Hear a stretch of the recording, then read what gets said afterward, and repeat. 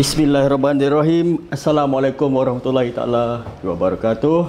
Assalamualaikum. Rabbi syrah li sadri wa yassir li amri wahlul 'uqdatam min lisani yafqahu qawli.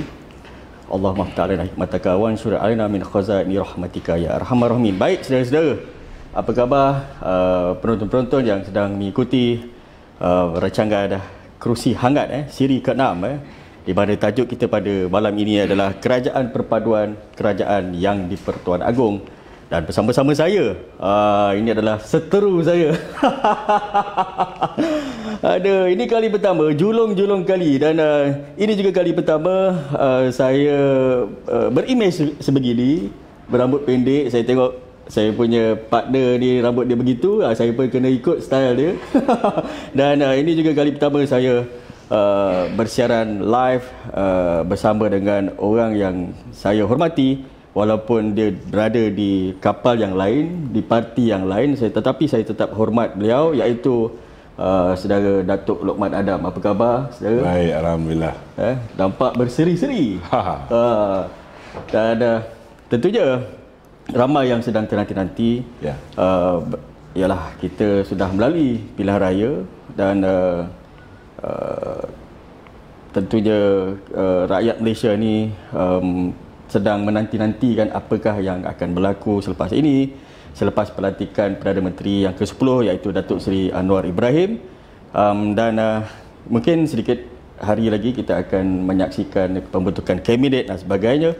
Jadi saya nak mengimbau sedikit berkenaan tentang sewaktu kita berdepan dengan pilihan raya dan apabila keputusan yang kita telah pun perolehi, di mana Pakatan Harapan telah berjaya memenangi pilihan raya ini dengan jumlah kerusinya 82, di tempat kedua Perikatan Nasional 73 buah kerusi, dan yang tempat ketiga adalah Barisan Nasional 30 kerusi.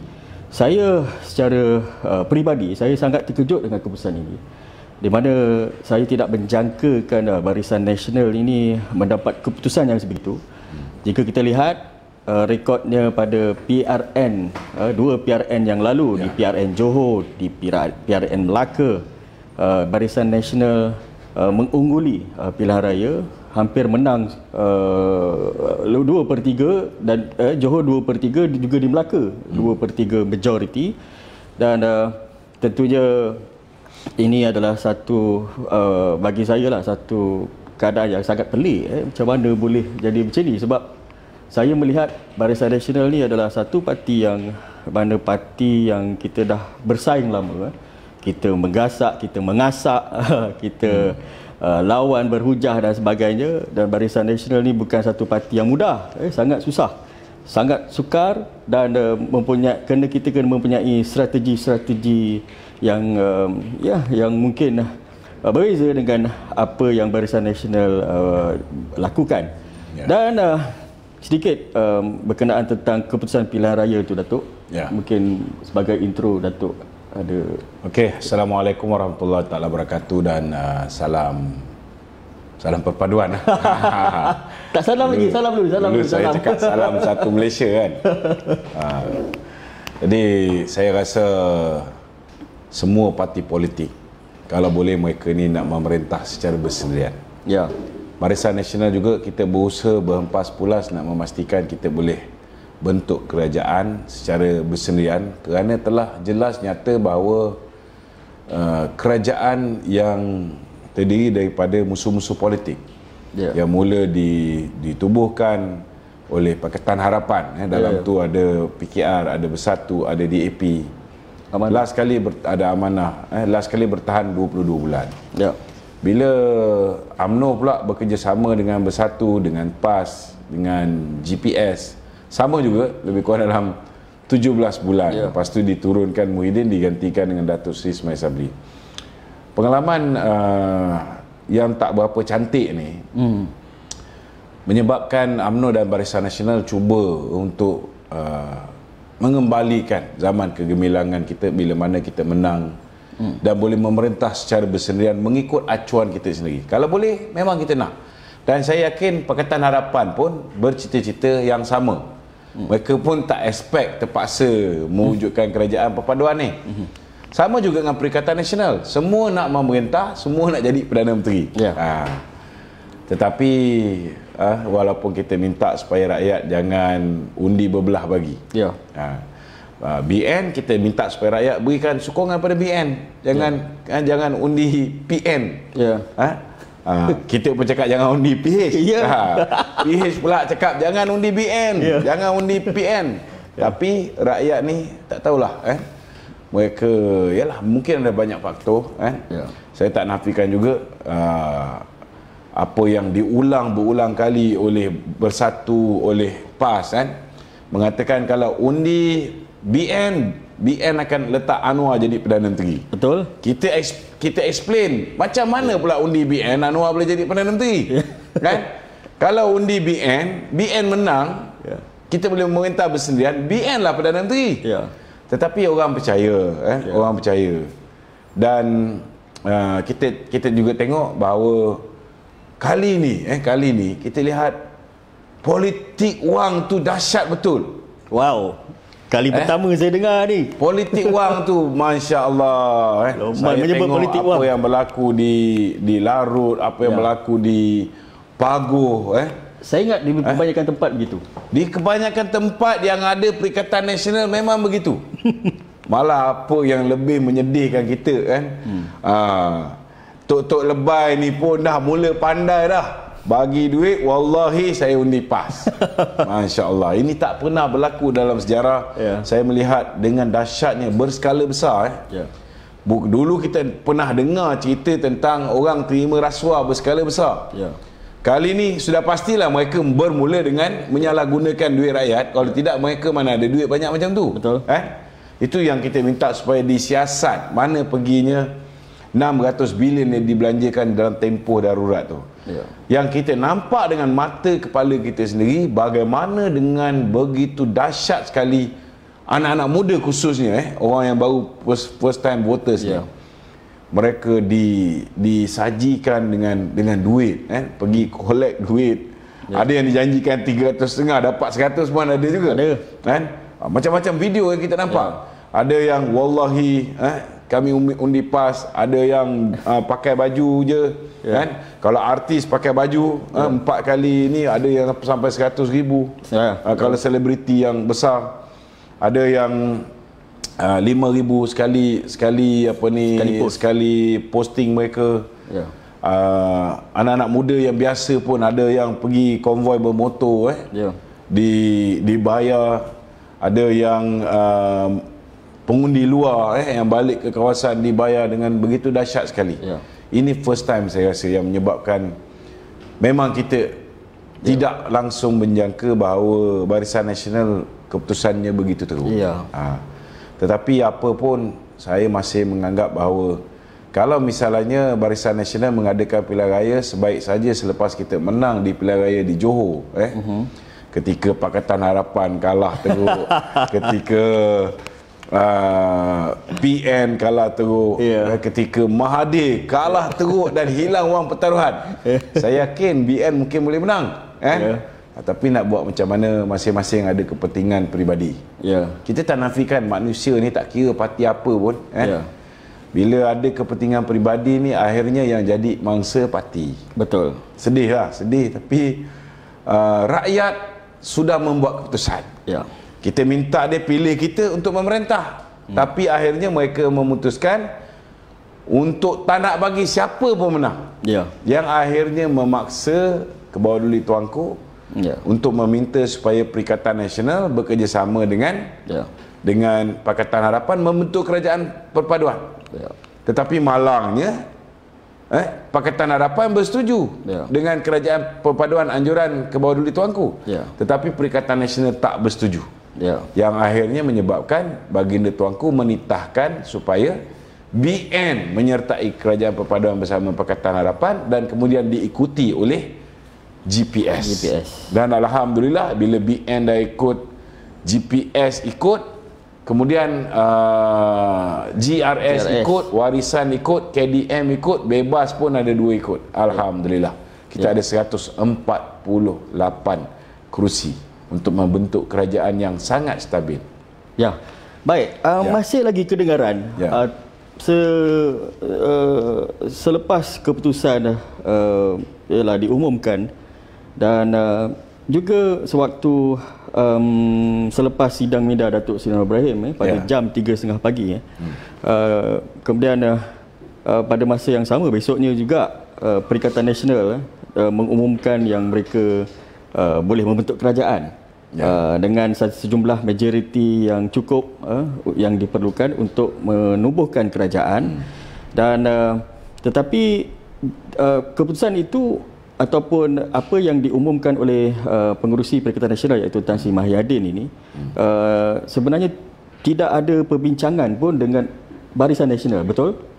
Dia sebenarnya macam ini. Dia masih terbawa scheme of things dia. Kan? Kalau dulu mereka membesarkan saiz parti dia dengan mencuri ahli parlimen. Jadi selepas pilihan raya umum yang ke-15 dia buat benda yang sama. Mereka mencuri 10 orang ahli parlimen daripada Barisan Nasional, meminta mereka ini untuk menandatangani apa yang dipanggil sebagai SD, akuan bersumpah. Mereka langsung tak sedar bahawa kita sudah ada akta anti lompat parti. Bila sesebuah parti nak membuat keputusan menyokong mana-mana calon Perdana Menteri, ianya harus dilakukan secara en bloc. Tidak boleh lagi menggunakan SD individu ni. Tapi Muhyiddin seperti biasa, dah biasa sangat beli orang ni.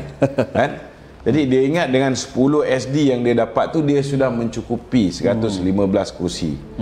Padahal SD individu sudah tidak boleh diguna pakai. Apatah lagi bila kita approach 10 orang ni, kita beritahu kamu sudah berjanji di dalam aku janji yang kamu tanda tangani sebelum pilihan raya, dan kamu telah pun memberi mandat kepada ketua parti iaitu Datuk Seri Zahid Hamidi, pengurusi Barisan Nasional, untuk berunding dan membuat keputusan bagi pihak kamu, ahli-ahli parlimen, dengan parti mana kita nak bekerjasama. So mereka tak boleh, dia dah berjanji dalam aku janji itu tidak akan maknanya tidak pernah memberikan SD kepada sesiapa sebelum tu, sebelum memberikan SD kepada Datuk Seri Zahid, dan tidak akan menandatangani sebarang SD kepada pihak lain. Dan kita beritahu dengan dia, bukan setakat ianya sudah ditandatangani oleh mereka, kita ada rakaman CCTV. Sebab pengalaman mengajar kita, kita ada pengalaman yang cukup pahit tahun 2018. Lepas kita kalah, kita ada 54 orang ahli parlimen UMNO. UMNO saja 54, BN ada 79. Sebahagian BN keluar meninggalkan Barisan Nasional, 16 orang. Tak, mula-mula BN keluar, itu yang tinggal 54 saja. Dan daripada 54 ni pula 16 dicuri oleh Bersatu. PKR orang, kemudian lagi 4 orang.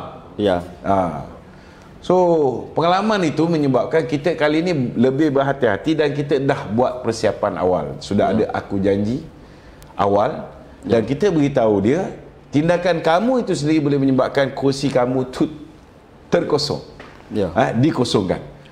Itu yang akhirnya mereka mengambil keputusan untuk menandatangani SD, menandatangani surat membatalkan SD yang ditandatangan yang terdahulu untuk memberikan kepada Tan Sri Muhyiddin Yassin, dan ianya diserahkan kepada baginda tuanku. Jadi bila tuanku panggil Tan Sri Muhyiddin, Muhyiddin kata dia ada 115, tuanku kata tak cukup. Maknanya tuanku dah tahu dah yang 10 orang yang dicuri daripada UMNO ni, mereka sudah pun menarik balik SD tersebut. Itu yang menyebabkan BN terpaksa mengeluarkan kenyataan bahawa mereka berkecuali tidak menyokong mana-mana pihak.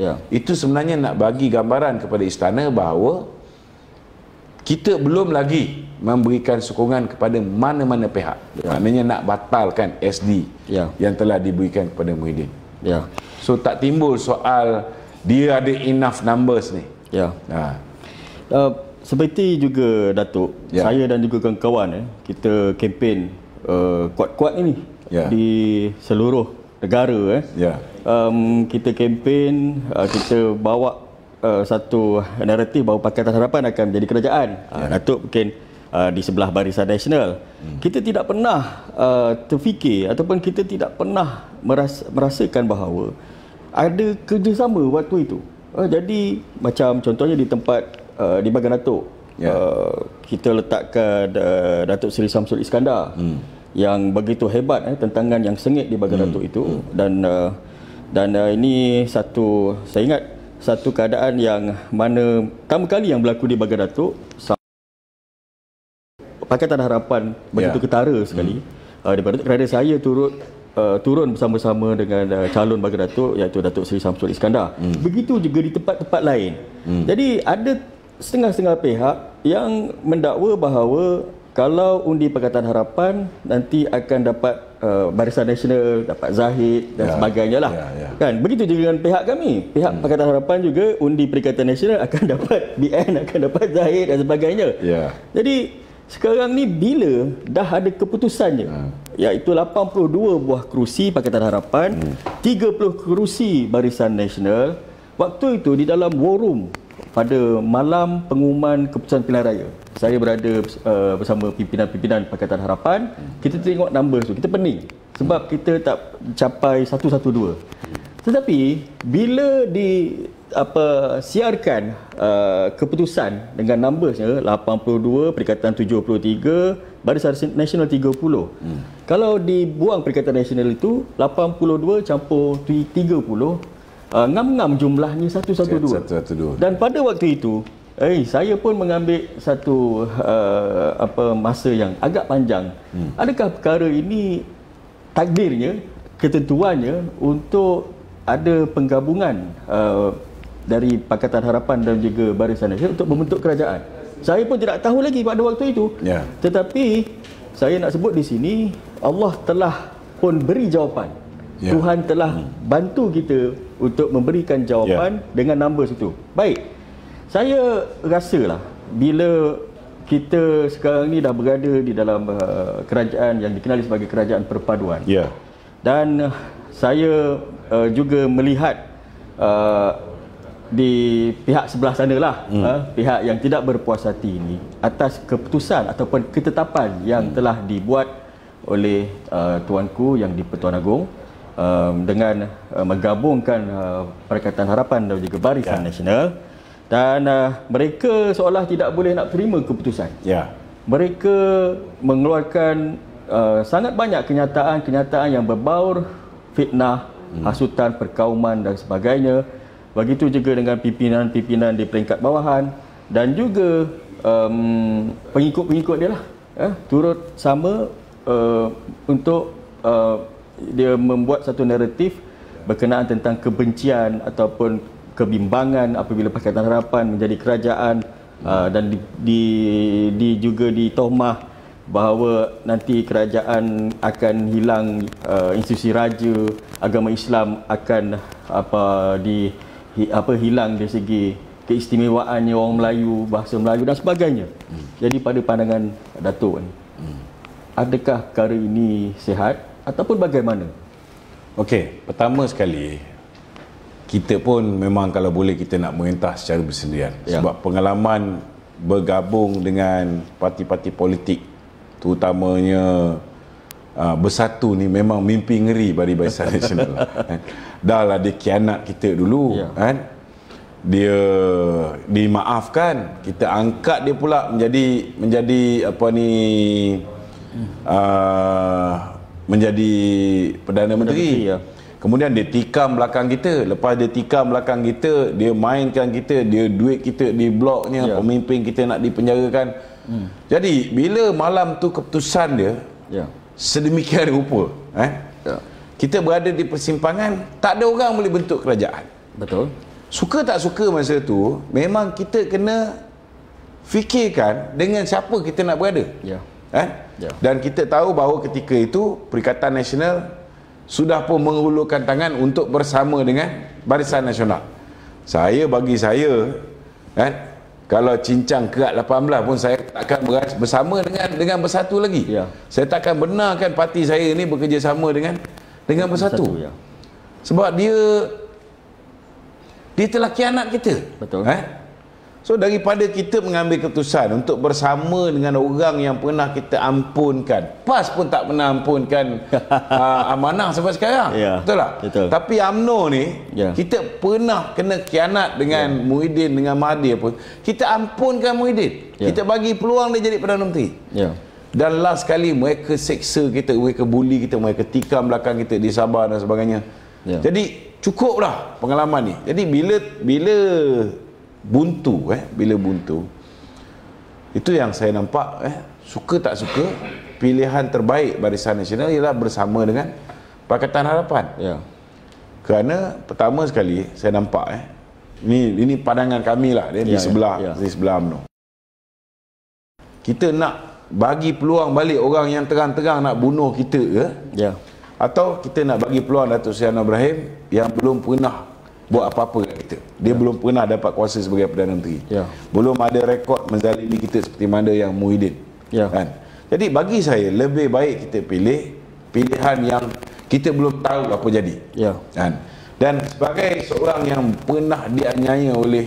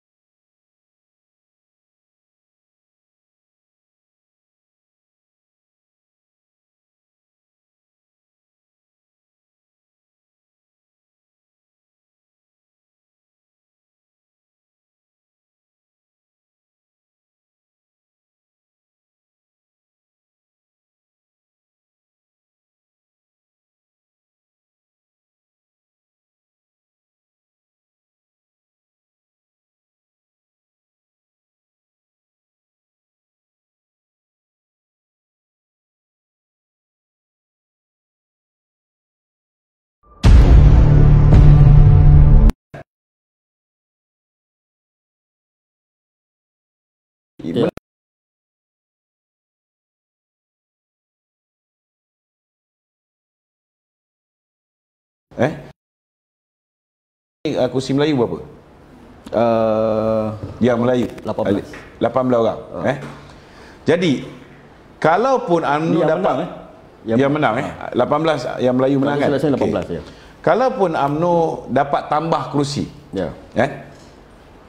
26 kursi yang UMNO menang itu kekal. 73 kursi yang Bersatu dan PAS menang, UMNO tak boleh masuk bertanding di situ lagi.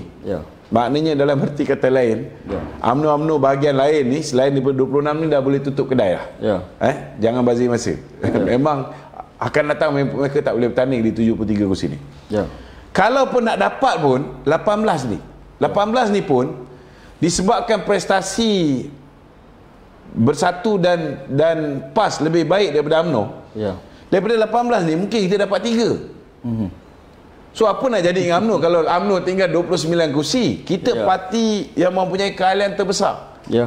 Kita mungkin kalah kali ini disebabkan fitnah-fitnah yang dilontarkan kepada kita dengan agenda dia orang mengatakan kalau undi kita Anwar yang akan berkuasa dan dengan politik wang yang mereka mainkan.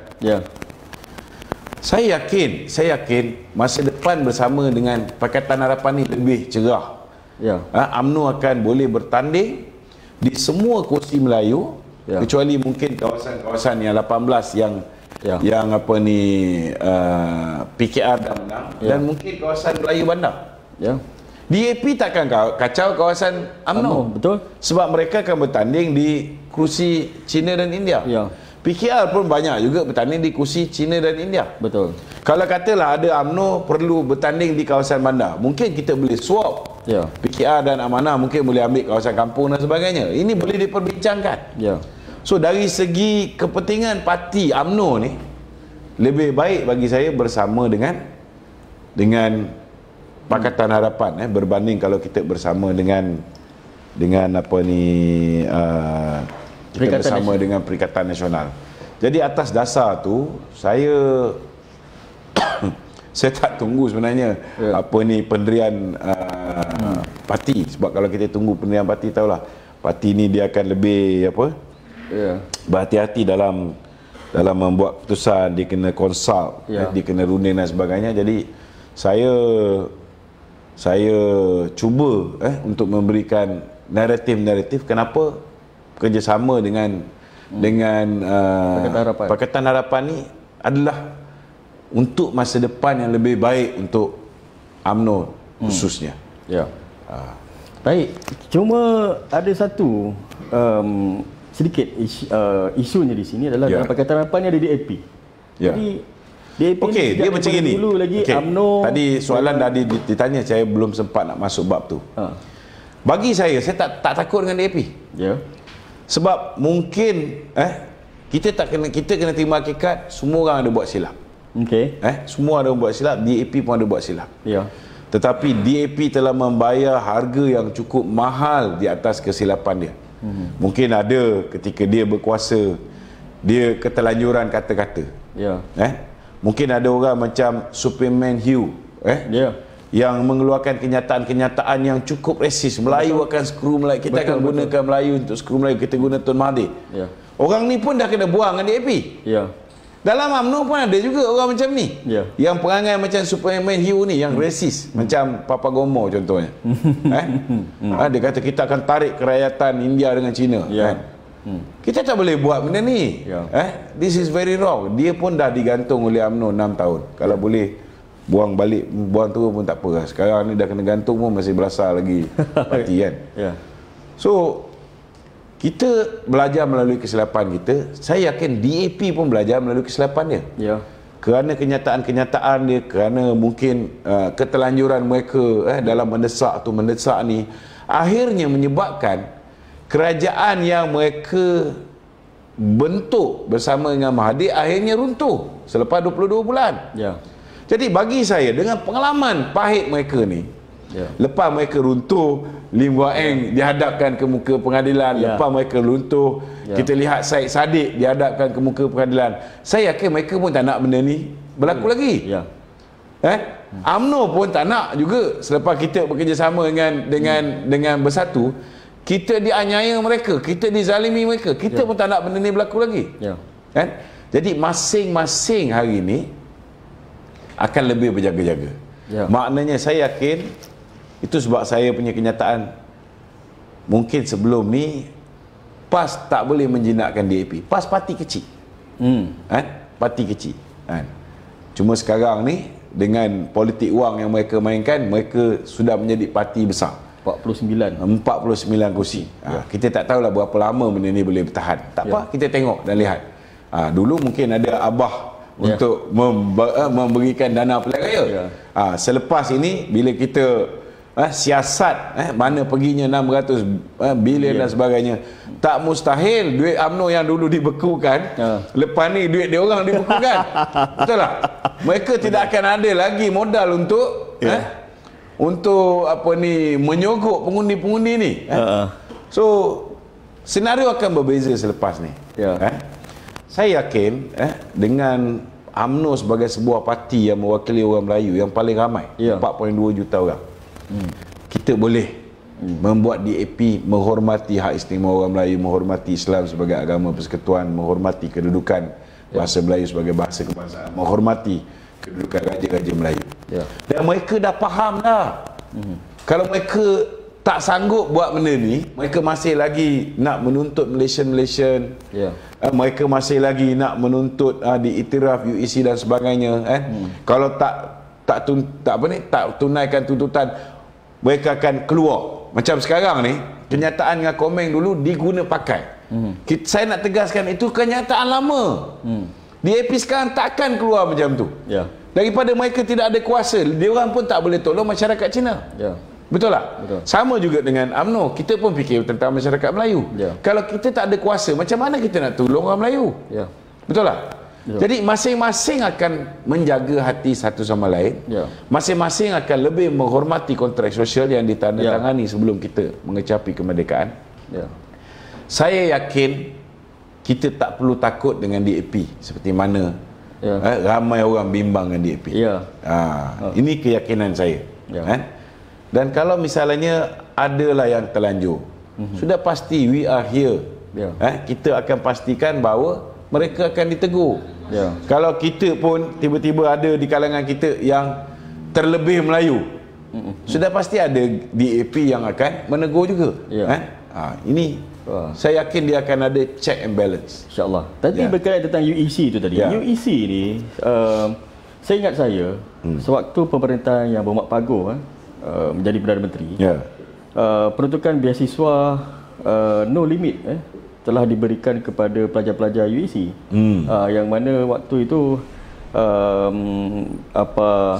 dia juga UEC juga ataupun waktu itu ada tuntutan Dongzong ataupun tuntutan ataupun peruntukan saya ingat lagi, peruntukan sebanyak 58 juta telah diberikan kepada sekolah Cina. Betul. Berbanding Pakatan Harapan cuma RM 2 juta. Dan kemudian bila mereka menjadi kerajaan, sebelum itu mereka sangat lantang menentang Dongzong, sangat lantang menentang UEC, yang mana UEC ni adalah pesaing kepada STPM, pelajar-pelajar STPM. Dan bila jadi kerajaan, senyap. Bila jadi kerajaan, mereka tidak mampu untuk menegur tentang hal ini. Ini yang menjadi kepelikan bagi saya. Dan berkenaan tentang sektor pendidikan juga, saya nampak sewaktu kerajaan Yang Amat Pak Agong dan juga Ismail Sabri ini menjadi Perdana Menteri, Menteri Pendidikan dia adalah daripada Perikatan Nasional, iaitu Dr. Razi Jidin. Tetapi malangnya bila kita jumpa kempen pilihan raya yang melibatkan guru-guru, kempen di dalam sekolah buat video dan mengungkapkan satu kata-kata yang tidak sepatutnya sebagai seorang guru itu bercakap di depan ataupun bersama dengan anak-anak murid berkenaan tentang resis, berkenaan tentang hak-hak orang Melayu. Benda ni tak ada. Tidak ada pun sebab dalam Pakatan Harapan tak ada. Dan ini adalah satu fitnah yang tentunya telah pun mendoktrinkan seramai mungkin di kalangan mereka. Jadi sekali lagi DAP ini menjadi mangsa. Dan sebentar tadi Saudara Lokman nampak sudah mula faham berkenaan tentang DAP ini. Kami daripada Keadilan dah lama faham. Saudara Lokman tentunya dia yang dulu pernah bersama berkawan dengan DAP. Cuma DAP ini perlukan seorang rakan untuk menegur. Rakan yang baik adalah rakan yang ada check and balance, yang sentiasa menegur. Saya tak bercakap DAP ini ataupun saya tidak nak defend DAP ni adalah satu parti yang perfect, tidak. Tetapi kita ni bila jadi kawan, kau dah buat salah ni, kita tegur, kau tak boleh buat macam ni, kena buat macam ni, macam ni. Dan kita harapkan agar kerajaan yang baru ini, yang mana dititahkan oleh tuanku, kerajaan perpaduan ini mampu mengembalikan kestabilan politik. Itu yang utamanya. Betul. Selagi mana kita tidak ada kestabilan politik, setiap hari kita meratip DAP. Sampai hari ini, sebelum tadi saya dalam live, jadi dalam kereta pun saya sempat membaca ciapan-ciapan dari pihak sebelah sana yang masih lagi mengaitkan DAP, dah tak ada idea. Jadi kita menggunakan satu peluang ini bila kita berada dalam kerajaan, kita duduk bersama dan kita bentuk bersama dan kita saling kenal antara satu sama lain. Tak kenal maka tak cinta. Itulah ungkapan yang sesuai untuk kita nak beritahu tentang DAP. Dan saya melihat bahawa bagi Pakatan Harapan, perkara itu kita dah selesai lama. Kesefahaman itu dah selesai lama. Tetapi saya melihat UMNO itu yang lebih kritikal. Sebab UMNO perlu menerangkan dengan keseluruh ahli-ahli UMNO yang berjumlah 4.2 juta itu tentang apa yang sebenarnya berlaku. Dia kena fahamkan tentang isu itu. Ini yang menjadi masalah. Saya nak beritahu dengan kawan-kawan UMNO yang dalam live pada malam ni. Kita tak pernah prestasi kita begini buruk. Dulu masa pilihan raya umum yang ke 14 daripada masyarakat Cina kita cuma dapat 3% je. Kali ini masyarakat Cina alhamdulillah kita dapat 5%. Tetapi masyarakat Melayu yang mengundi UMNO kali ini, yang mengundi BN, tinggal 33%. Pakatan Harapan pun mereka dulu mendapat 25% pada tahun 2018. Kali ini mereka dapat 11%. So dari segi prestasi sokongan orang Melayu terhadap UMNO merosot banyak. Pakatan Harapan pun sama juga, merosot juga. Jadi saya nampak untuk masa depan, bila kita bersama dengan Pakatan Harapan ni, UMNO yang masih mempunyai keahlian di kalangan orang Melayu paling ramai ni, sebuah parti yang diyakini oleh orang Melayu, bila bergabung dengan Pakatan Harapan yang diyakini oleh masyarakat bukan Melayu, even 85% masyarakat India bersama dengan Pakatan Harapan, kali ini ada lebih kurang 97% masyarakat Cina bersama dengan Pakatan Harapan. Cuba bayangkan potensi untuk gabungan kerajaan perpaduan ini memenangi semua pilihan raya akan datang. Ini ramai orang tak nampak.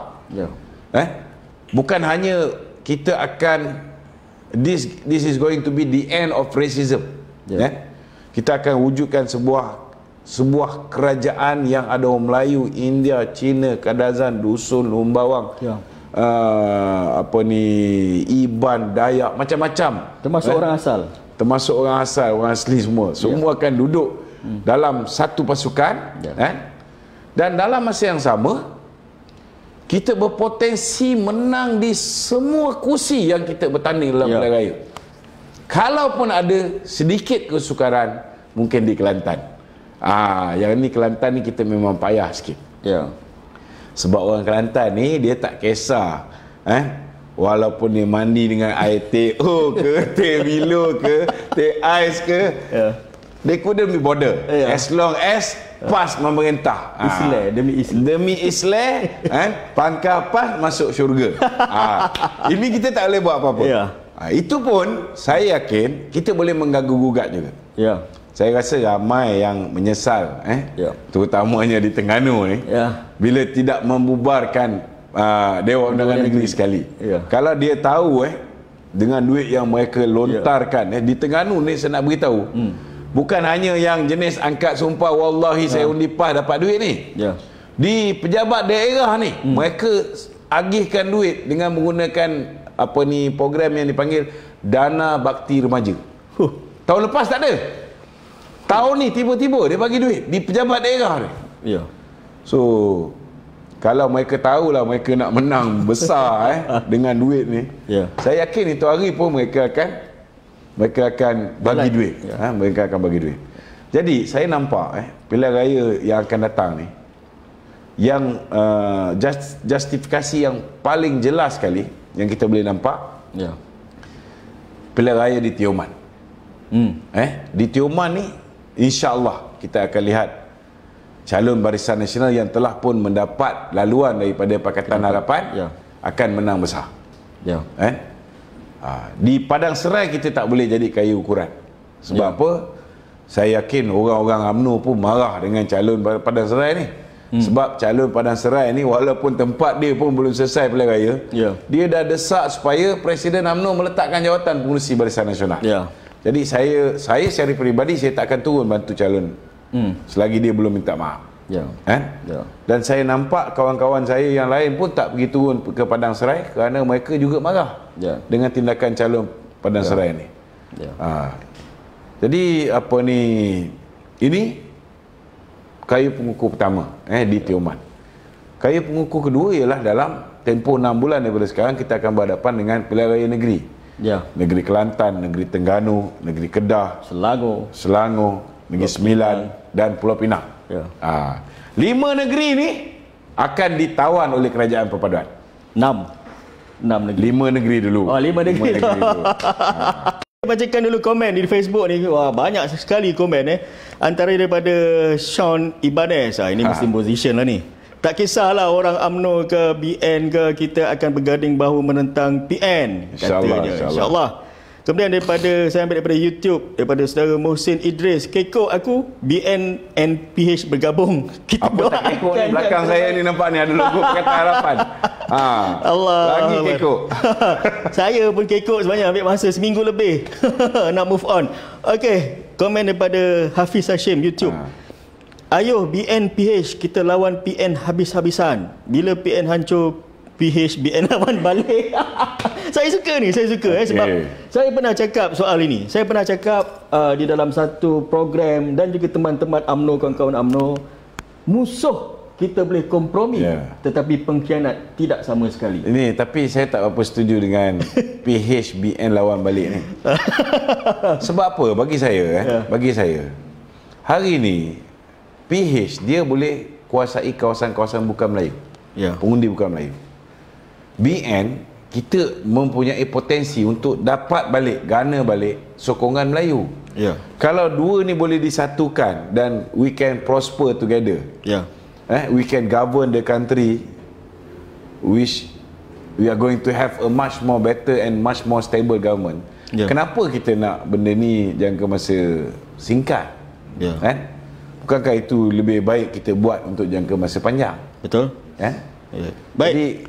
Jadi, kita bacakan lagi komen-komen kawan-kawan kita di Facebook daripada Moz. Agung sudah perkenan, kita akur dan terima PN yang tolak cadangan. Agung siapa suruh? Betul. Daripada Wilfrid. Itu sebab saya nak beritahu sebenarnya yang banyak membantu Datuk Seri Anwar Ibrahim menjadi Perdana Menteri ni ialah Muhyiddin. Kalau dia tidak angkuh, dia tidak sombong, dia tak bongkak. Bila dah terlalu kaya, dah maklumlah kan, 600 bilion. Bila dah terlalu kaya, dia tak boleh membezakan. Dia tu rakyat dan baginda tuanku tu agung. Baik, ni daripada Wilfrid Arukiasami. Saya balik daripada Facebook. Tak fahamlah PN ni, kalau BN gabung dengan mereka seronok pula. Tapi yang di-Pertuan Agong bagi keutamaan pada PN tapi angkuh dan tolak. Sekarang meroyan. Buat yang terbaik PH plus BN, utamakan rakyat, nanti PRU16 boleh sapu balik kursi. Ini saya setuju. InsyaAllah. Ini ada satu cadangan daripada saudara Zul Faizal di Facebook. Kosongkan dulu kerusi TPM. Lantik Menteri Kanan sebagai ganti. Lantik Datuk Seri Zahid Hamidi sebagai TPM selepas terbukti tidak bersalah. Baik, saya nak komen sedikit tentang ini. Sebab ini pun, yalah, saya turun di Bagan Datuk dan tentunya saya berlawan dengan Zahid Hamidi. Yalah, itu politik biasalah. Tetapi bila kita fikirkan dari segi sudut kestabilan, negara kita ni memerlukan satu kestabilan politik untuk kita memacu ekonomi dan sebagainya. Dan saya lihat begini, malam tadi saya duduk bersama-sama dengan rakan-rakan di Twitter Space. Saya mendengar keluhan, saya mendengar luahan. Saya dengar semua pihak. Ada yang setuju, ada yang tidak setuju, ada yang bagi cadangan lain, nama lain dan sebagainya. Dan saya mengambil satu keputusan secara peribadi. Yang pertamanya, tidak adil untuk kita letakkan 100% kekalahan UMNO Barisan Nasional ini di atas bahu Presiden UMNO. Itu yang pertama.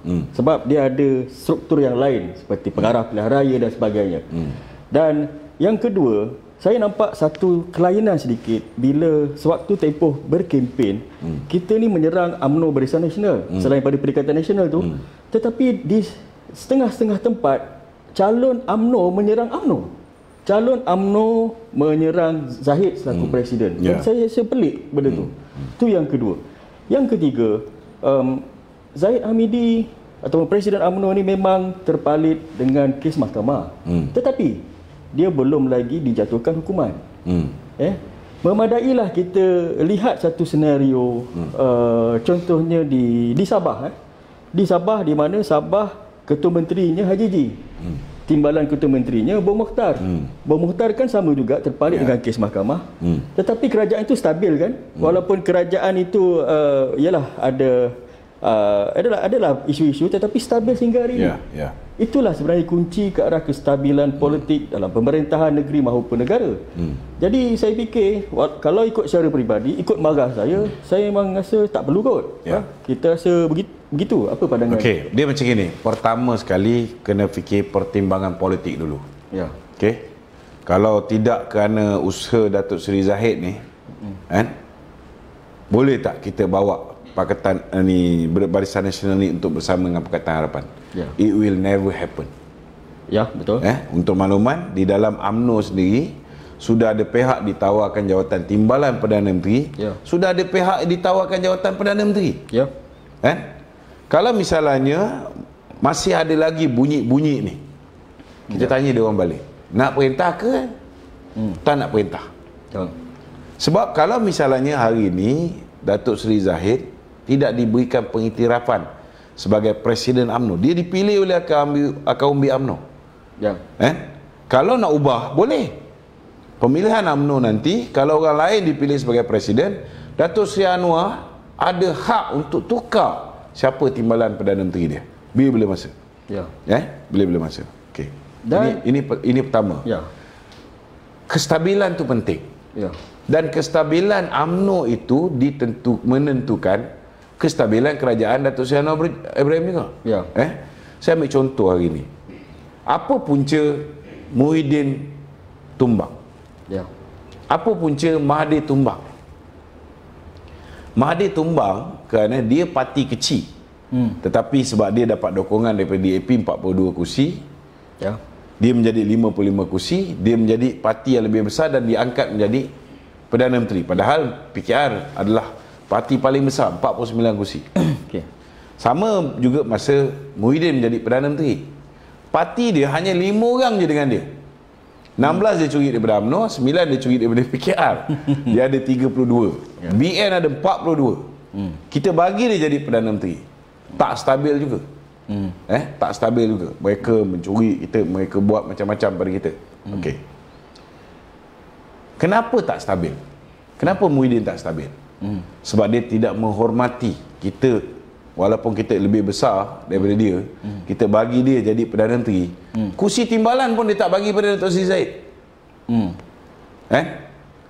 Dan mereka cuba nak sumbatkan Datuk Seri Zahid ke dalam penjara. Ini menyebabkan wujud rasa tak puas hati, dipersegerakan. Kita pun ada maklumat dalaman kita juga.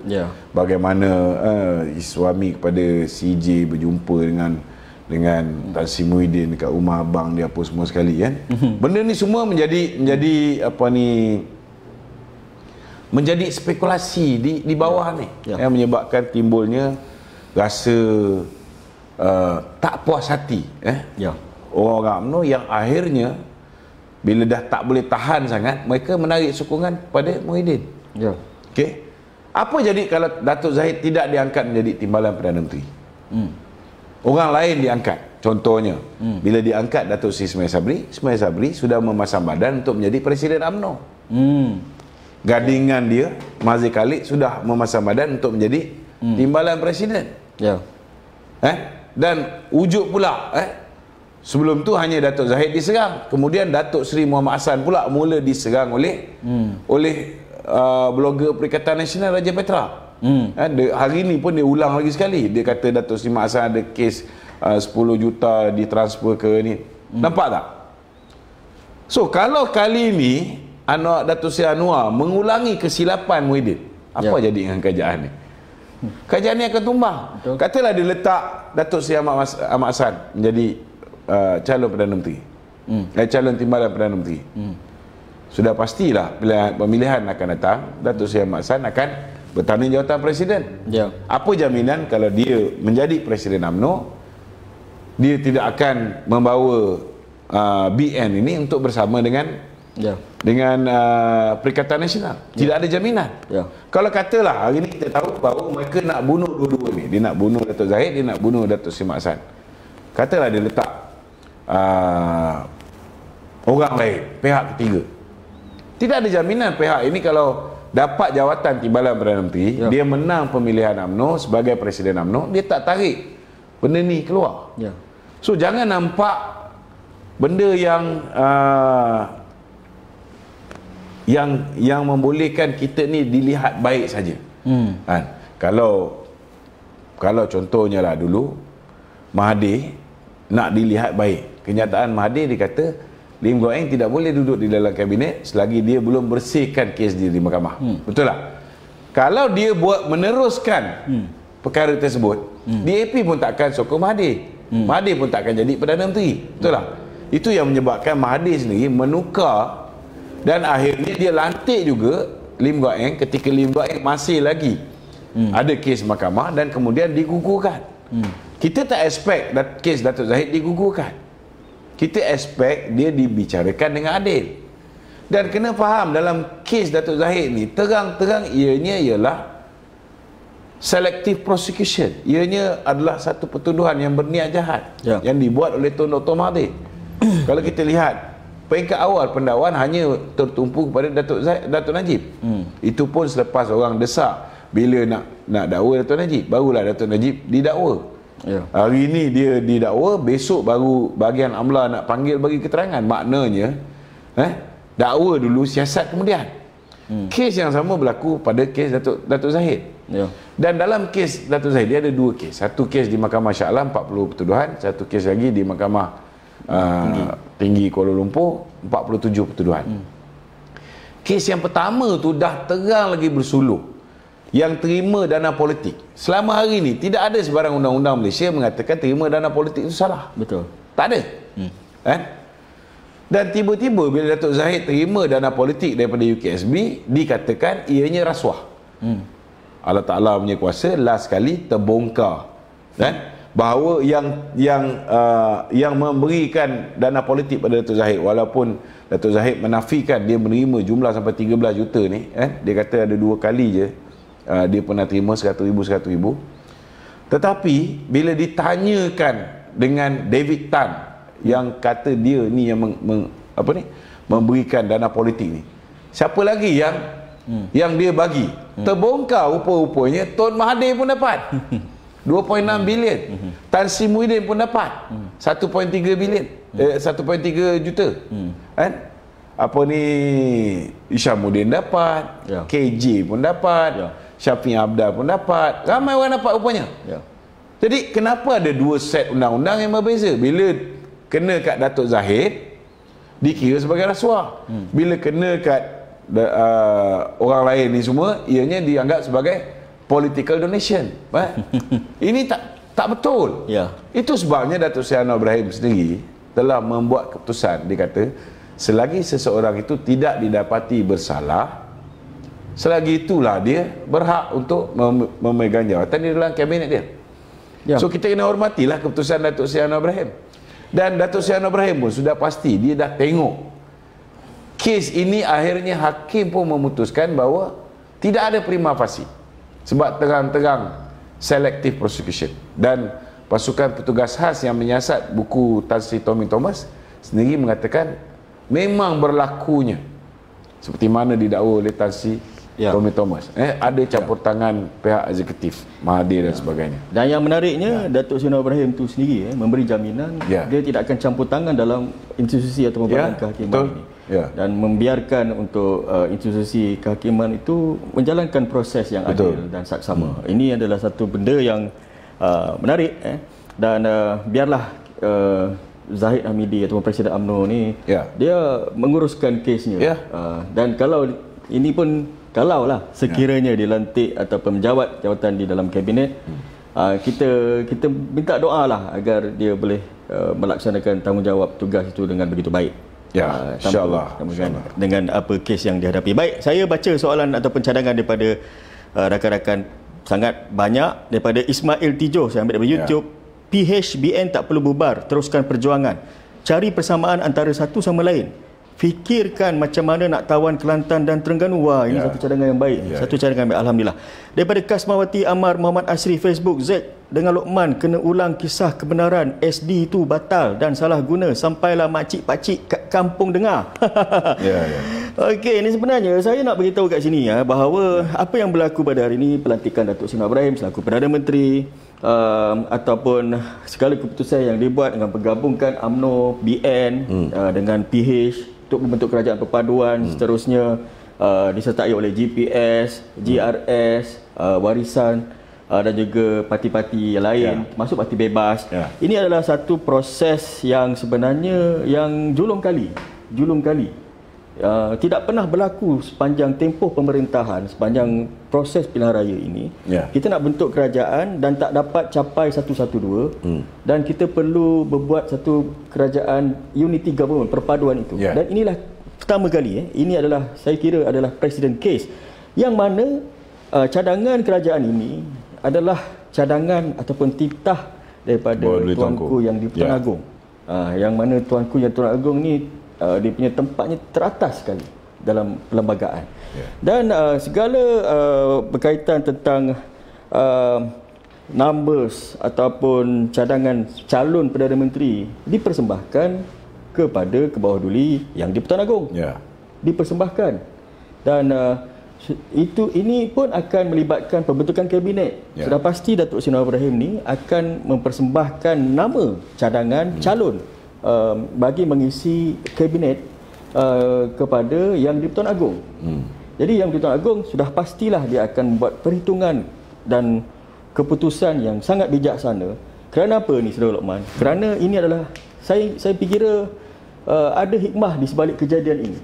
Sebelum ini saya lihat institusi raja ini dipermain-mainkan. Ada bukannya pihak daripada Pakatan Harapan ini yang kita tidak kenali. Pakatan Harapan pimpinan tidak pernah mengeluarkan sebarang kenyataan berkaitan tentang apa tindakan istana, walaupun tidak memihak, tidak mengapa.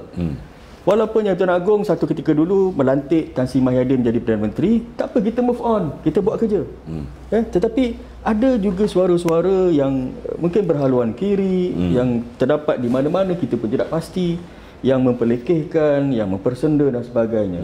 Dan hari ini seluruh dunia mata tertumpu kepada kebijaksanaan ke bawah duli yang di Pertuan Agong bersama dengan institusi rajanya. Kita lihat sewaktu nama Datuk Seri Anwar Ibrahim itu diumumkan dalam satu kenyataan, kemudian dipanggil pula Majlis Raja-Raja untuk membincangkan ataupun buat keputusan ataupun ada pertimbangan yang lain dan sebagainya, dan 9 raja-raja itu bersetuju untuk menyokong Datuk Seri Anwar Ibrahim, menamakan beliau sebagai Perdana Menteri. Itu adalah proses yang bagi saya sangat-sangat menarik. Dan hari ini bila berlakunya kes-kes seperti masalah-masalah seperti perkauman yang dikeluarkan kenyataannya daripada pimpinan parti lawan, dan juga kes-kes yang melibatkan kita rasa ketidaktenteraman daripada kenyataan yang dikeluarkan itu, institusi raja sekali lagi dia telah membuat satu keputusan yang sangat bijak, yang mana dia menggesa supaya pemimpin hentikan, stop. Dan kemudian dia beri penyelesaian. Apa penyelesaian dia? Kita kena menghayati rukun negara. Dan rukun negara itu dicipta adalah selepas peristiwa 13 Mei. Bukan 16 Mei, 16 Mei hari guru. 13 Mei 1969. Rukun negara itu dicipta untuk mengelakkan perkauman, untuk menyatupadukan semua. Dan sekali lagi, rukun negara ini disebut di dalam satu kenyataan Majlis Raja-Raja, titah Majlis Raja-Raja, untuk setiap majlis rasmi kerajaan perlu kita ikrarkan rukun negara ini. Apa pandangan Saudara Lokman? Yalah, bagi saya apa ni, cadangan baginda Tuanku tu memang tepatlah. Kita kena kembali kepada kepercayaan kepada Tuhan, kesetiaan kepada raja dan negara, keluhuran perlembagaan, kedaulatan undang-undang, kesopanan dan kesusilaan. Inilah teras 5 rukun negara kita ni, dan sepatutnya menjadi pegangan setiap insan dalam bumi tercinta Malaysia ni. Cuma kita agak sedih bila mana orang Melayu ni, Haji Adi ni Melayu, betul. Mahyadin pun Melayu, betul. Selama hari ni mereka ni dilihat sebagai orang yang kononnya nak memperjuangkan institusi diraja, betul. Tetapi hari ni saya tengok ke bawah duli Tuanku dihina dengan sehina-hinanya. Malah Presiden PAS ni dia mengatakan bahawa ke bawah duli Tuanku mengalihkan Tianggul, pengadil mengalihkan Tianggul. Sudah ada pemenang tiba-tiba mengalihkan Tianggul, sudah ada pemenang tiba-tiba tambah masa. Ini satu kenyataan-kenyataan yang bagi saya berbaur. Soalan berbaur. Itu game bola, dia pandai main bola tak? Jadi nak jadi pemain ini terang-terang berbau hasutan. Boleh didakwa di bawah Akta Hasutan 1948.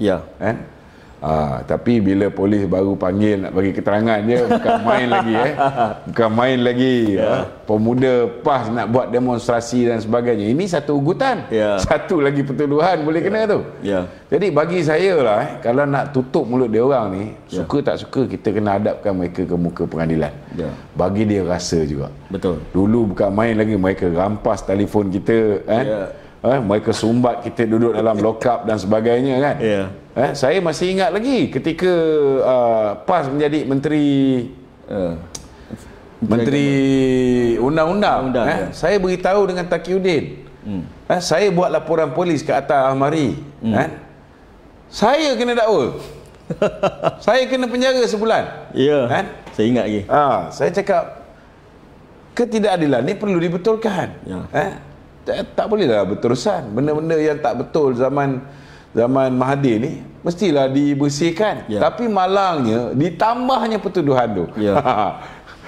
Itu Lokman, saya pun kena. Kena juga Saya waktu itu ada satu video tular Velfire hitam milik Timbalan Menteri Agama Ustaz Marzuq.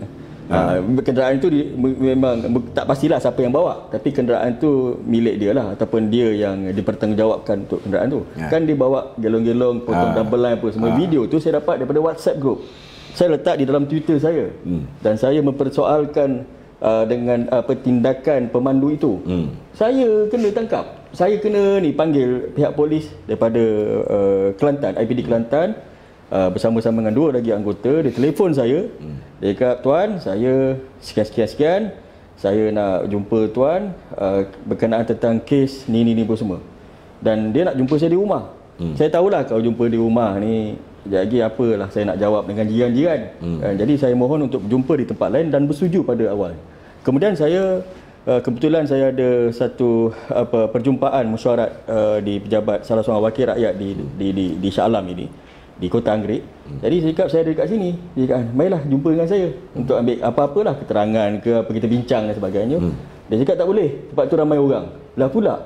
Tak apa. Dan nak jumpa kat mana? Boleh tak tuan datang ke IPD Shah Alam? Saya pun panik, saya pun bela, apa benda ni? Jadi saya pun start kereta, saya terus pergi. Dan saya dibacakan tentang apa kesalahan yang saya lakukan, dengan hanya membuat satu posting video satu Velfire hitam yang dipercayai milik Timbalan Menteri Agama memandu secara berbahaya.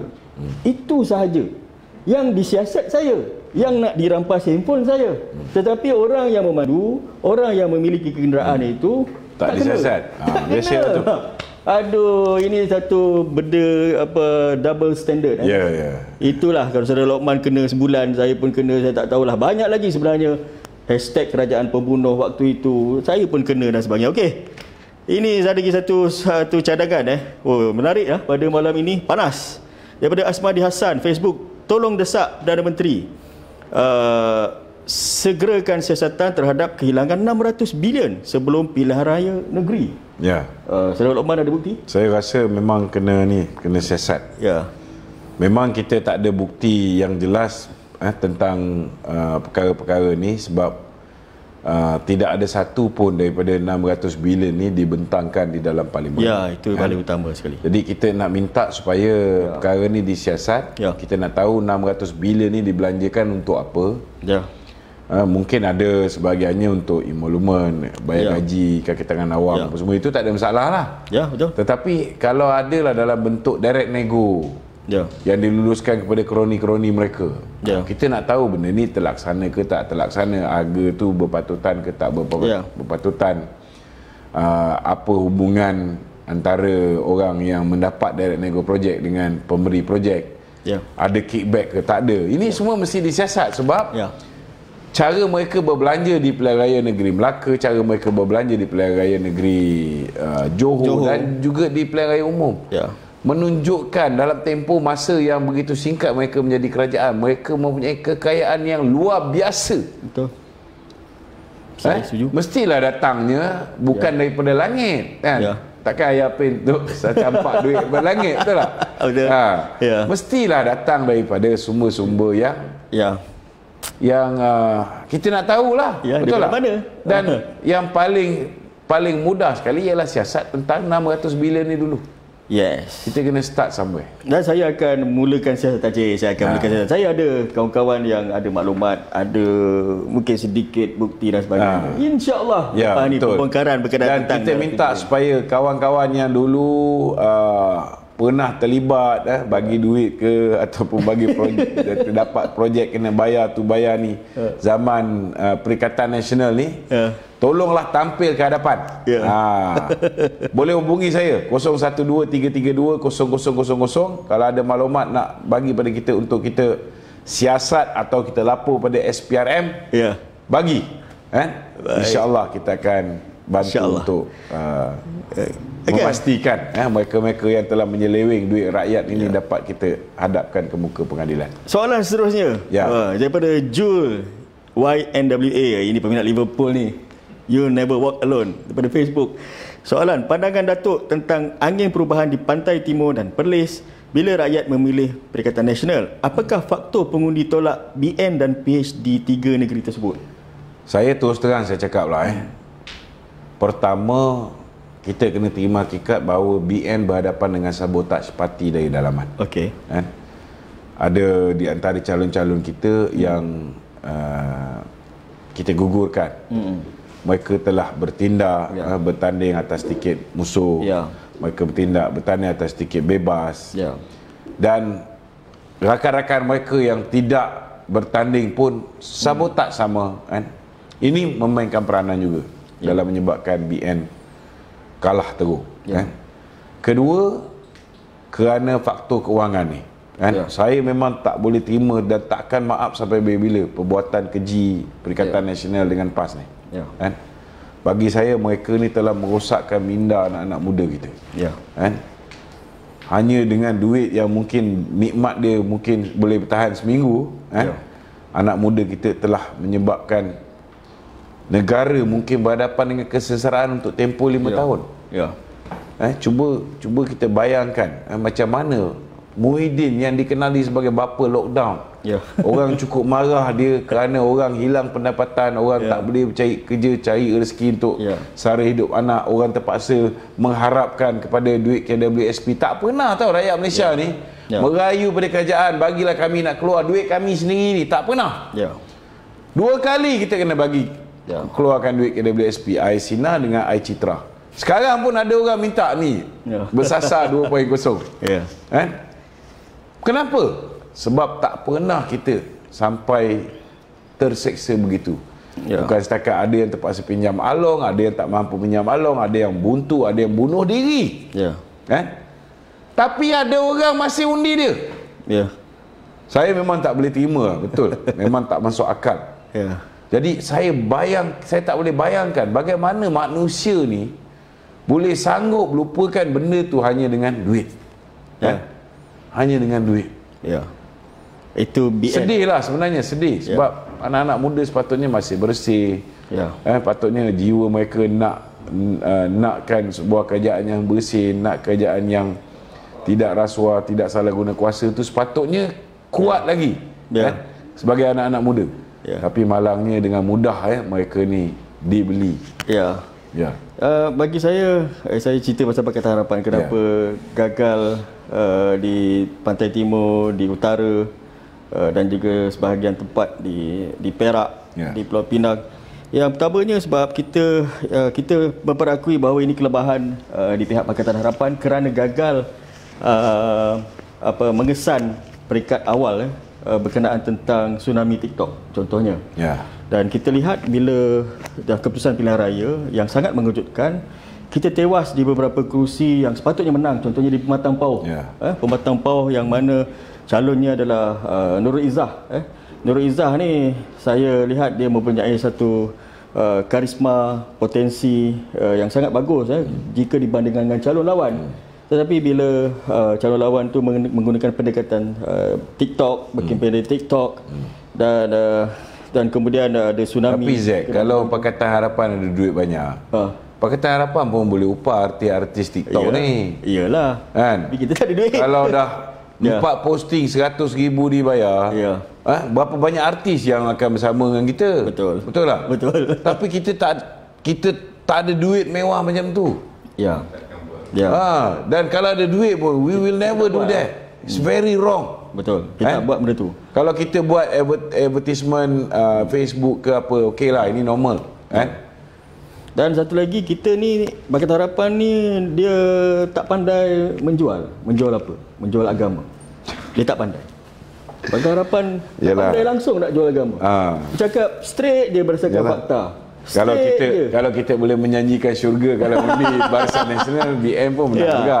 Mungkinlah kalau kita pandai. Tetapi kita pun kadang-kadang kita hairan juga. IQ rakyat kita ni takkanlah begitu teruk. Betul tak?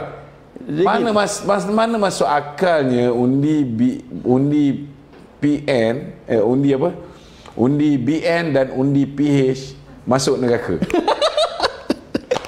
Itu pemuda PAS ni. Betul tak? Tapi ada orang percaya juga. Ada orang percaya. Bukannya orang lain sangat menyedihkan lah. Betul. Ya, kadang teman-teman rapat ataupun saudara-saudara sendiri, kadang-kadang kita geram juga kan. Geram juga. Allah, itu yang kita gagal nak menjual, itu menjual agama. Okey, kita pergi ke seterusnya. Daripada Rukiah Ahmad sampai daripada YouTube, Kak Yang tak faham apa dimaksudkan oleh Hadi Awang yang kaitkan bola sepak dengan kerajaan perpaduan hari ini. Mohon Datuk berjelaskan. Saya pun tak faham. Dia sebenarnya dia kata mula-mula dia kata pengadil alihkan tiang gol. Sebenarnya tuanku tidak mengalihkan tiang gol. Bila tuanku panggil Datuk Seri Anwar Ibrahim, kan, tanya berapa orang yang dia ada. Datuk Seri Anwar Ibrahim bagi satu numbers yang menunjukkan bahawa beliau dapat sokongan Pakatan Harapan dan Barisan Nasional. So ada 112. Cuma daripada 112 itu ada 10 orang yang dah memberikan SD kepada Tan Sri Muhyiddin. Kalau nak ikutkan di bawah Akta Lompat Parti tu, 10 tu dah tak boleh pakai. Tak relevan lah. Tak relevan dah. Kan? Tuanku dah boleh bagi kepada Datuk Seri Anwar Ibrahim sebagai Perdana Menteri. Tetapi dia nak cuba bersifat adil. Tan Sri Muhyiddin pula, kan? Tu yang dia submit satu hari awal. Bila dia submit satu hari awal, tuanku dah tengok dah senarai dia tu dan mendapati daripada 115 tu ada 10 daripadanya datang daripada BN. Maknanya mereka membeli SD daripada orang BN. Mereka dapat SD individu yang tak boleh pakai juga. Itu sebab dia cakap dengan Tan Sri Muhyiddin bahawa dia pun tak cukup numbers. Tuanku cuba nak ambil jalan tengah supaya dua buah parti besar ni yang menang paling banyak kursi, 182, 173, kamu bergabunglah, berpakatlah. Tetapi Tan Sri Muhyiddin tolak, Datuk Seri Anwar terima. Jadi apa pilihan yang tuanku ada? Bila kamu dah tolak, maka dia terpaksa panggil pihak yang ketiga menang kursi paling banyak, iaitu Barisan Nasional. Bila diminta barisan untuk bekerjasama dengan Perikatan Nasional, dengan Pakatan Harapan, barisan bersetuju. Datuk Zahid menandatangani bersetuju bagi pihak Barisan Nasional. Kemudian nak bagi kukuh lagi, baginda tuanku memanggil GPS. Kan? Dan GPS pun bersetuju. Maka dah ada sebuah kerajaan yang kuat.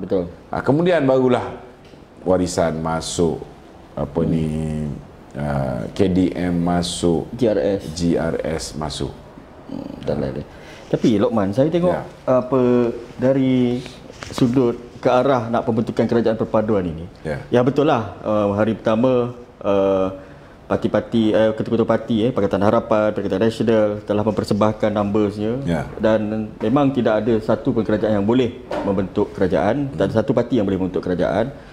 Jadi ialah Datuk Seri Anwar Ibrahim menandatangani dan bersetuju untuk membentuk kerajaan perpaduan. Dan Tan Sri Muhyiddin dia menandatangani tapi tidak bersetuju. Dan waktu itu saya difahamkan Yang Tuan Agong dia hasrat dia adalah untuk penggabungan dua, PN dan juga PH. Tetapi Tan Sri Muhyiddin ni terlebih dahulu bersama dengan Tan Sri Datuk Seri Tuan Guru Syekh Al-Fadil Al-Ustaz Abdul Haji Hadi Awang ni telah meninggalkan perkarang istana begitu saja. Dan dilihat tindakan itu sangat biadab. Bagi saya itu sangat biadab. Wartawan pun dia tak berhenti dan terus dia buat satu kenyataan yang sangat agresif di rumah yang betul-betul saya ingat biadab. Okey, dari segi tata kelolanya, dari segi tertibnya, saya lihat di sini Datuk Seri Anwar Ibrahim ni dia sangat patuh kepada satu apa yang disarankan oleh tuanku. Dan kemudian perjalanan cerita ni menarik ni, penggabungan kita ni, Datuk Seri Anwar Ibrahim ni terlebih dahulu dan kita nampak dengan begitu tertib berjumpa dengan Presiden UMNO, Presiden Pengerusi Barisan Nasional. Saya nampak di situ itu adalah satu tata kelola, tata cara. Dia tak mencuri ahli. Yes, dia berbincang nak pinang anak orang kan. So kita jumpa berdepan. Betul. Tapi Tan Sri Mahyudin dia umumkan. Pergilah jumpa dengan mak bapak dulu. Yes. Jumpalah dengan presiden parti dulu. Yes. Betul tak? Betul. Dan berbincang. Dan benda tu sangat menarik. Saya pun rasa macam wow, ini the best lah kalau Tan Sri Mahyudin tidak ada sebarang perbincangan. Saya cakap Datuk Seri Anwar Ibrahim berjaya menjadi Perdana Menteri ini salah satu sebabnya kerana Tan Sri Mahyudin. Adalah dia kurang ajar kat tuanku, dia kurang ajar kat kita juga. Dia curi kita punya MP. Ya. Okey, ni soalan saya ingat yang last kali agak soalan terakhir ni. Yang daripada neutral. Saya ambil daripada YouTube. Nak tanya juga, sekiranya Datuk Seri Zahid Hamidi dilantik sebagai Timbalan Perdana Menteri, apa jaminan beliau tidak guna kuasanya untuk pengaruhi kes beliau? Boleh bagi sedikit pandangan Saudara Z dan Saudara Lokman. Okey, ini nak beritahu dengan sahabat kita. Datuk Seri Zahid sudah pun didakwa di mahkamah. Dan kes beliau 47 kes di Mahkamah Tinggi Kuala Lumpur ni tidak melibatkan polis. Tidak melibatkan polis. Jadi saya yakin kalau Datuk Seri Zahid diberikan mandat untuk menjadi menteri. Dia cakap apa tadi? Menteri Dalam Negeri. Menteri Dalam Negeri. Timbalan Perdana Menteri. Timbalan Perdana Menteri dia jaga polis. Dia tak jaga Suruhanjaya Pencegahan Rasuah. Okey. Pendakwaan dilakukan oleh Suruhanjaya Pencegahan Rasuah yang melibatkan DPP daripada Jabatan Peguam Negara. Suruhanjaya Pencegahan Rasuah adalah sebuah badan bebas. Betul. Jabatan Peguam Negara pun bukan tertakluk di bawah Timbalan Perdana Menteri. Badan Kehakiman pun sama juga. Tidak ada kena-mengena juga dengan Timbalan Perdana Menteri. Jadi tak ada sebab lah dia boleh menyalahgunakan kuasa dia. Dan saya berpandukan daripada kenyataan Datuk Seri Ibrahim sendiri. Satu bentuk jaminan yang saya ulang lagi sekali, bahawa beliau membuat satu jaminan tidak akan campur tangan dalam urusan mahkamah. Itu yang pertama. Dan yang kedua, Zahid Hamidi ni, Datuk Seri Zahid Hamidi ni ialah memang sedang berdepan dengan kes mahkamah. Tetapi belum lagi diputuskan bersalah. Tidak adil untuk kita menilai di situ, sebab di Sabah yang mana ketua menterinya saya sebut tadi daripada Parti Bersatu lah kan, Haji Ji, timbalan ketua menterinya adalah Bung Mukhtar yang turut berdepan dengan situasi yang sama dengan Datuk Seri Ahmad Zahid Hamidi ni, tidak pula dipertikaikan oleh mereka. Dia kes dia sama. Dan di Sabah stabil. Saya sebut lagi sekali, di Sabah stabil politiknya, walaupun yang menjadi nombor 2 di negeri Sabah tu, dia pun turut berada dalam kluster mahkamah. Dan sebab apa? Sebab dia adalah pengerusi Barisan Nasional Sabah kan. Jadi itulah yang kunci kestabilan. Soal hukuman saya pun ambil masa untuk saya hadam berkenaan tentang ini. Saya pun tak berpuas hati juga, saya pun tak setuju juga. Tapi bila kita lepas bincang tu, saya balik bila kita berjumpa di PWTC tu di sana, dan saya balik tu saya fikir, betul lah kalau pilih orang lain tak stabil, ini stabil. Dan betul Zahid Hamidi ni belum bersalah lagi. Dan kalau nanti dia bersalah, tak apalah, biarlah. Kalau dia didapati bersalah, Datuk Seri Anwar Ibrahim boleh tukar bila masa. Ya, betul. Bukan setakat kalau dia didapati bersalah. Kalau misalnya Datuk Seri Zahid tidak berjaya mengekalkan kedudukan dia sebagai Presiden UMNO, Datuk Seri Anwar Ibrahim pun boleh buat rombakan kabinet. So jangan bimbang. Ini benda yang kita tak perlu bimbang. Yang paling penting sekarang ni kita fikir macam mana kita boleh wujudkan sebuah kerajaan yang stabil hari ni. Kita kena cepat form government ni, form kabinet ni, supaya kita boleh teruskan kerja-kerja berhadapan dengan masalah banjir kita ni, untuk berhadapan dengan shortage of food tahun depan, dengan masalah stagflation yang bakal berlaku menjelang pertengahan tahun depan, berhadapan dengan krisis kenaikan harga barang Dan alhamdulillah nampaknya respon sangat baik. Mata wang kita dah mengukur daripada RM4.75 sekarang ni RM4.40 sen. Dan saya yakin ini juga akan membuat kita punya bursa saham Kuala Lumpur melonjak. Indeksnya akan lebih mengukuh. Dan dengan ucapan-ucapan positif yang diterima daripada ketua-ketua negara, 42 ini, negara. 42 buah negara ini menunjukkan bahawa potensi untuk kita mempunyai hubungan diplomatik dengan negara-negara jiran kita, dengan negara-negara lain, hubungan ini dapat dipulihkan. Contohnya hubungan yang dah dirosakkan oleh Tun Dr. Mahathir dengan India, hubungan yang dirosakkan oleh Tun Dr. Mahathir dengan China. Ini saya yakin hubungan yang dirosakkan oleh Tun Dr. Mahathir dengan Amerika, ini saya yakin semuanya akan kembali apa dia kata ni, dapat dipulihkan. Ini dapat dipulihkan. So saya nampaklah FDI kita pun insya-Allah akan masuk gitu. Akan masuk. Dan kalau dulu mungkin kita ditinggal jauh oleh Indonesia, betul, saya nampak kemungkinan besar selain daripada Indonesia hari ini pelabur mempunyai sebab yang kukuh untuk melabur di Malaysia, bukan hanya di Indonesia, insya-Allah, dan negara-negara macam Vietnam, Filipina dan yang lain-lain. Dan saya juga monitor setiap hari ni. Setiap hari saya akan monitor pergerakan bursa saham. Saya pernah menyebut bahawa bursa saham kita jatuh disebabkan oleh ketidakseimbangan politik, ketidakstabilan politik. Dan sewaktu Perikatan Nasional dia membuat kenyataan dia bakal membentuk kerajaan, kita punya saham tu jatuh. Saya dihentam teruk oleh penyokong-penyokong parti sana. Dan tiba-tiba Astro Awani secara live dia menyebut perkara yang sama. Dia sendiri sebut, bukan saya sebut. Saya ambil video dia, saya letak dekat Twitter saya. Inilah bukti yang mana kalau Perikatan Nasional berjaya membentuk kerajaan yang ada 49 buah kursi daripada PAS yang dilihat sebagai parti yang ekstrim, parti yang tidak sesuai diamalkan di dalam negara kita yang berbilang bangsa, agama dan budaya ini, maka akan menyebabkan saham kita jatuh. Dan hari ini ringgit Malaysia kita berada dalam keadaan yang baik sepanjang tempoh. Saya ingat sebelum ini pun tidak berlaku gaduh ni, mak dah tua ni apa semua ni kan. Saya teringat saya menonton satu drama Filipin ada satu rumah ni dia terbakar. Rumah di kampung milik seorang ibu tua, tapi dia ada dua adik-beradik yang sering bergaduh. Rumah dia terbakar ni, adik-beradik masih gaduh ni, masih gaduh, akhir rumah tu terbakar. Jadi bila mak dia ni dengan tu bertongkat dilibas dua-dua ekor ni dilibas tak hengat dalam scene tu. Dan bila dia sedar, dia tak sedar dia bergaduh, rumah dia terbakar. Dia sedar rumah terbakar, maka abang dan juga adik bertukus lumus, cari timba, cari air, siram, jiruh dan sebagainya. Dan akhirnya mereka berjaya menyelamatkan rumah tersebut. Dan yang paling menariknya di akhir cerita itu, kedua-dua adik-beradik itu berdamai. Dan akhirnya mereka berjaya menyelesaikan kemelut yang selama ini yang menjadi penghalang di antara mereka itu. Itulah sebenarnya yang